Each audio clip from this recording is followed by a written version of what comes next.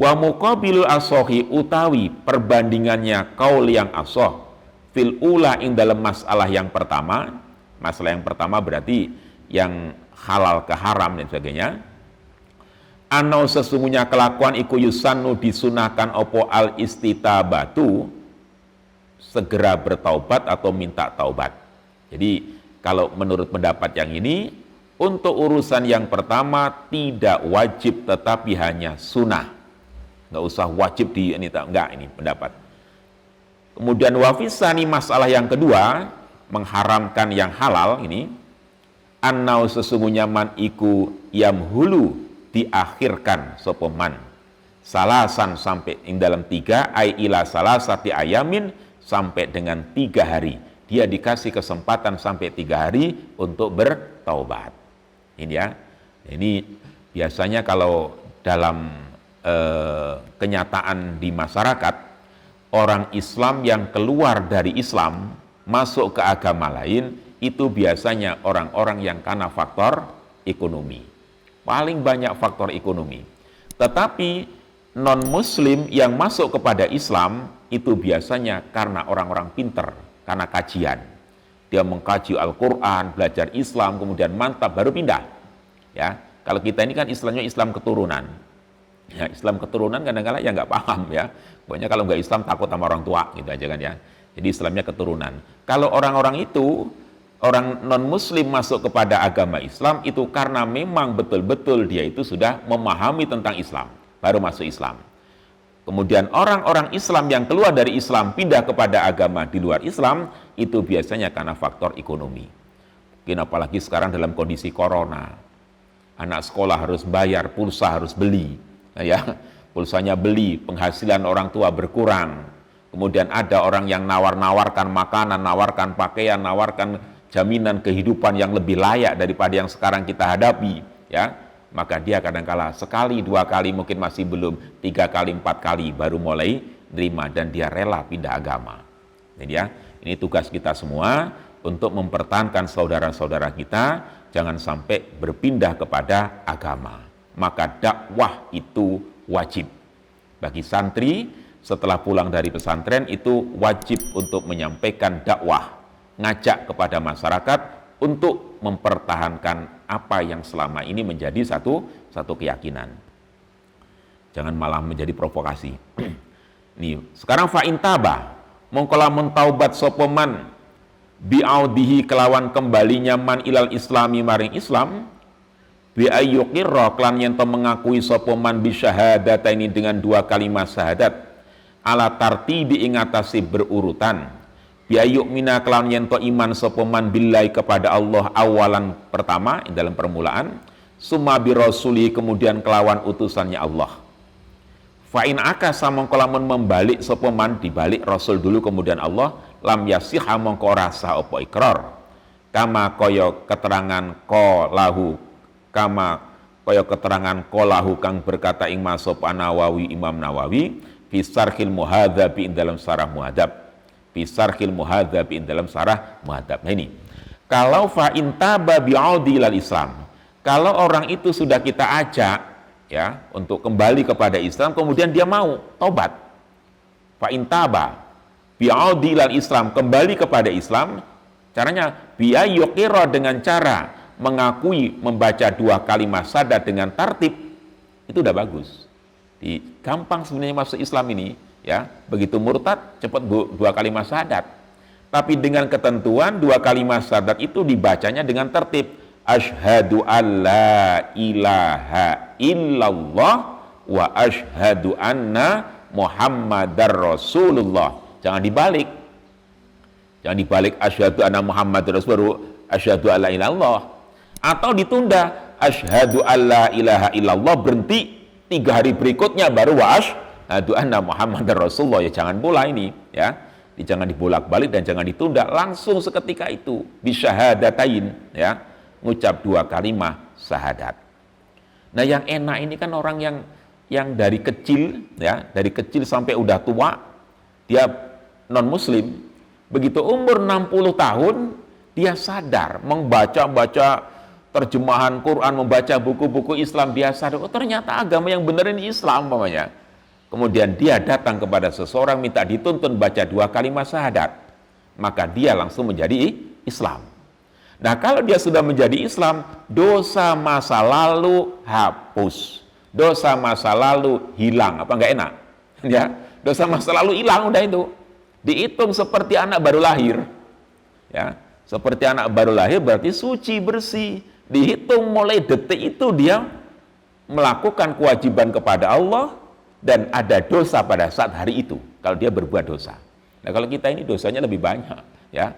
Karena kita ini Islamnya Islam keturunan tadi itu kan ya. Ini jadi lebih enak itu. Tapi jangan pula kamu murtad dulu, kalau murtad bahaya. Nah, kalau murtad bahaya lagi. Sekarang kamu udah Islam. Kalian sudah Islam semua. Kemudian keluar Islam selama 1 tahun umpamanya atau 2 bulan. Kemudian balik lagi. Maka masa 2 bulan atau yang 1 tahun tadi dia wajib melaksanakan mengqadha puasa kalau dia memang meninggalkan puasa Ramadan, dan dia wajib mengqadha sholat selama dia tinggalkan waktu murtad. Lebih berat ya. Jadi kalau umpamanya ada orang Islam keluar Islam 1 tahun karena nikah dengan orang Islam lain Islam, ya, ada orang Islam nikah dengan orang di luar Islam, kemudian dia kebawa dengan pasangannya yang di luar Islam itu sampai 1 tahun. Begitu 1 tahun dia sadar balik lagi ke Islam, maka sholat yang dia tinggalkan selama 1 tahun wajib diqadha. Nah, kan berat kan? Wajib diqadha. Lah kalau dia dalam pernikahan sudah terjadi seperti itu, dalam pernikahan tadi, ya, nikahnya Islam, kemudian salah satunya keluar dari Islam, ngikutin agama lain, terjadi hubungan suami istri jadi anak, maka anak itu anak hasil perzinaan. Ya, kan repot kan ini ya. Kalau anak hasil perzinaan, berarti anak itu tidak bisa diwaliin oleh orang tuanya, walaupun itu orang tuanya sendiri. Dalam pengertian biologis orang tua, tapi akidah bukan wali. Nah, ini masalahnya ya. Ini harus dijelaskan ini ya. Dijelaskan di masyarakat, jangan asal-asalan gitu ya. Jadi walinya ya harus wali siapa? Wali hakim. Karena itu hasil perzinaan itu, ya. Ini. Maka dalam masalah ini Islam sudah mengatur, ya, kalau ingin hidup bahagia, ya, bertahankan Islam dengan teguh. Rasul menyatakan arba'atun min sa'adatil mar'i, ada 4 macam tanda kebahagiaan rumah tangga, ya. Yang pertama, antakuna zaujatuhu solihan. Pertama, kalau kamu punya istri yang solehah, punya suami yang soleh, itu tanda udah mulai menginjak kepada bahagia. Nah, kalau punya pasangan di lain agama gimana coba? Yang satu hari Jumat ke masjid, yang lakinya, kemudian hari Minggu ngantar istrinya ke gereja umpamanya kan? Gimana coba kayak gini? Anaknya kan jadi bingung. Anaknya kemana? Terserah kamu, kan ya? Padahal dalam Islam, anak ini menjadi tanggung jawab orang tua. Maka pertama, akan hidup bahagia kalau dalam rumah tangga ada wanita yang solehah, ada suami yang soleh. Maka cari pasangan itu jangan cantiknya, jangan gantengnya, jangan kayanya, jangan penampilannya. Terjang aja, yang penting dia kaya walaupun agamanya beda, jangan. Islam, kita karena sebagai muslim ya harus nikah dengan cara yang muslim. Yang pertama, antakuna zaujatu solihan. Kemudian yang kedua, wa auladuhu abroron, anaknya cerdas-cerdas. Kalau dalam rumah tangga punya istri soleha, punya suami yang soleh, kemudian anaknya cerdas-cerdas, bahagia. Nggak punya anak meler semua gitu kan, bengong semua dia. Punya anak 5 bengong semua, satu ngences, ya. Satunya meler, satunya udah kacau itu, ya. Jadi anaknya cerdas gimana? Loh, karena bibitnya bagus. Maka ada bobot, bebet, bibit. Nah, bobot itu bukan timbangan. Oh, cari suami yang bobotnya besar, yang timbangannya 1 kintal, bukan itu. Bobot keilmuannya kayak apa? Nah, kan gitu ya. Bobotnya bagaimana? Jangan cari timbangan, bobot. Bibit itu penting. Ini anaknya siapa sih? Keturunannya bagaimana sih? Ya, keturunannya keturunan orang baik bukan? Kakek neneknya bagaimana? Orang tuanya bagaimana? Gitu. Lah kalau ini acak aduk, gak karuan pernikahan yang gak karuan agamanya campur aduk, ya nanti dulu, ya. Jadi ada bebet. Bebet itu kualitas. Kualitasnya bagaimana ini? Kualitasnya, ya. Ini penting ini ya. Jadi jangan asal-asalan. Jadi auladu abror, anaknya cerdas-cerdas. Nah, cerdas ini tentunya santri udah punya konsep. Kemudian yang ketiga, wa khulatauhus sholihin. Pergaulannya dengan orang-orang soleh. Nah, kalau sering ngaji kan masa iya sih mau kumpul sama aneh-aneh kan? Ya, dari tadi yang namanya zina, khomer, ya, yang macem-macem nggak mau dia.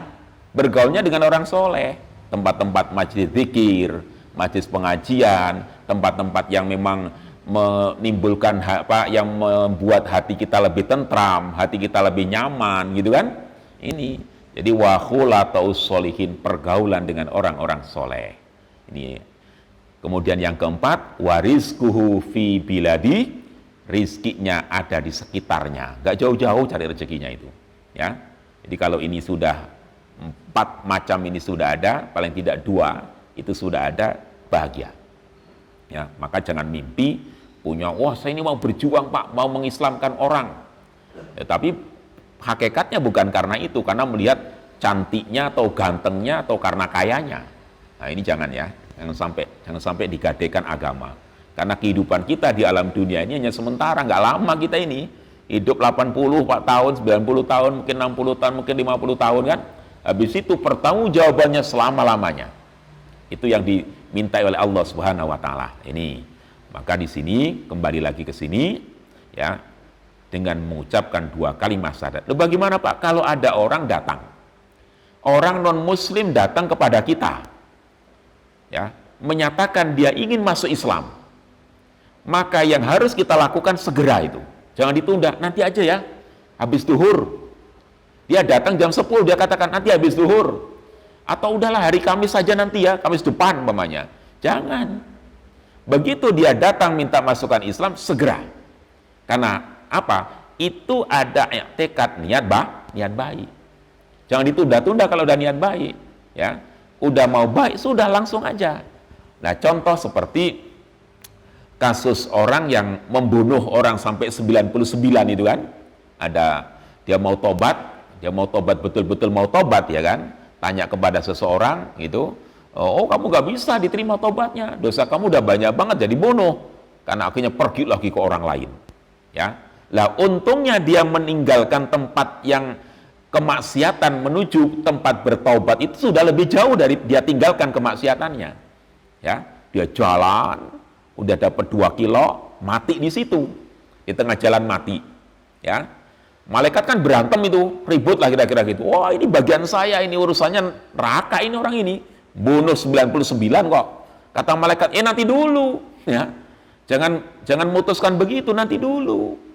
Ini orang ini meninggalkan tempat kemaksiatan, ingin taubat menuju kepada Allah. Nanti dulu, kita laporan dulu kepada Allah. Laporan kepada Allah, pakai meteran kira-kira sekarang. Cari meteran. Ya.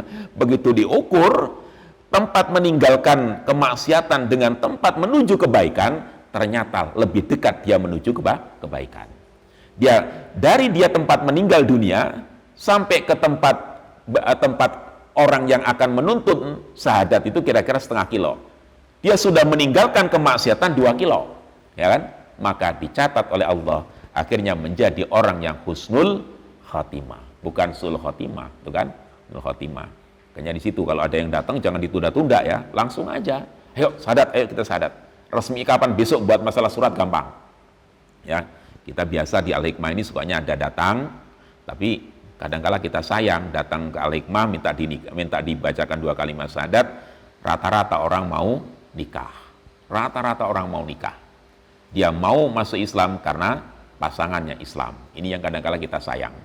Ya, sayangnya belum tentu dia mau langgeng ya, begitu di tengah perjalanan kadang-kala keluar Islam, dan itu sudah ada contohnya.